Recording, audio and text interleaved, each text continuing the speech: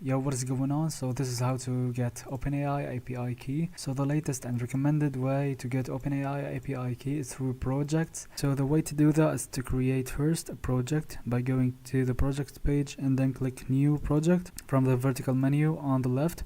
Add your project name, whatever, and then create the project.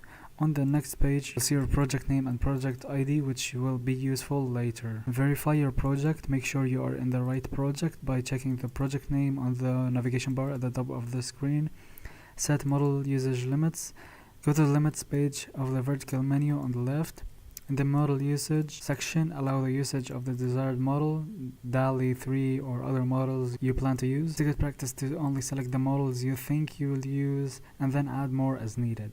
Create a new API key. Go to the API key page and then click create a new secret key button.